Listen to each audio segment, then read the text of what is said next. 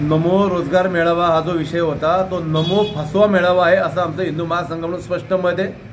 400 कंपन्या रजिस्टर्ड आहेत, त्या मेळाव्यासाठी झालेल्या आहेत। माझं जाहीरपणे सरकारला आव्हान आहे की त्यात किती लोकांना कायमस्वरूपी नोकऱ्यांचं प्रमाणपत्र दिलं गेलं आणि तातडीने रुजू व्हायला सांगितलंय।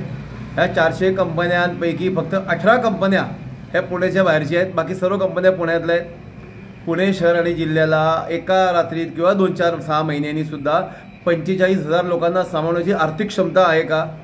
तसं इन्फ्रास्ट्रक्चर आपल्याकडे रेडी आहे का? तेवढं आपण नागरी सुविधा देऊ शकतो का? हा एक प्रश्न आहे। दुसरा, सर्व कंपन्यांच्या कोणत्याही वेबसाईटवर, कोणत्याही कंपनीच्या वेबसाईटवर एक 7 ते 8 कंपन्या सोडलं तर मेळाव्याची जाहिरात पण नाही आहे। मग तुम्हाला खरंच करायचं का? हा प्रश्न आहे। त्यातली एक जी कंपनी आहे 15,000 रोजगार सांगितले, त्यांनी कालच आमच्याशी बोलताना सांगितलं की 15,000 नाही 1500 सांगितलं होतं। सरकारकडनं तो आकडा प्रिंटिंग मिस्टेक आहे, म्हणजे 25,000 इथंच कमी झाले आणि त्यातले सुद्धा 1500 लोकांना पुढच्या 7 वर्षात घ्यायचं आमचं नियोजन आहे। आत्ता आम्ही फक्त 30 लोकांना जुलै-ऑगस्ट नंतर रिक्रूट करणार आहोत, म्हणजे आत्ता काय मिळतं तर काही मिळत नाही आहे। त्यामुळे युवकांना फक्त फसवलेले। महिलांची रोजगार क्षमता, नोकरी करण्याची आकडेवारी 15% कमी झाली आहे मागच्या वर्षभरात, असं विद्यमान अर्थमंत्र्यांनी लोकसभेत सांगितलंय।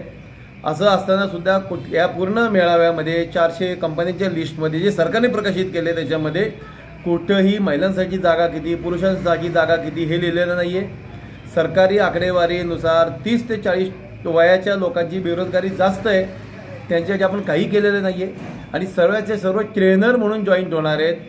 ट्रेनर म्हणून जॉईन होताना तुमचा पगार जो असतो तो पगार पुण्यात राहणाऱ्या माणसाला जमणार आहे का, परवडणार आहे का नंतर? त्यामुळे फक्त फसवेगिरी आहे, युवकांची दिशाभूल केलेली आहे। भाषणामध्ये मोठे मोठे आकडे सांगितले जावे यासाठी हे सगळं केलेलं आहे आणि मला स्पष्ट दिसतंय विधानसभा होईपर्यंत असेच फसवे मेळावे होत राहतील।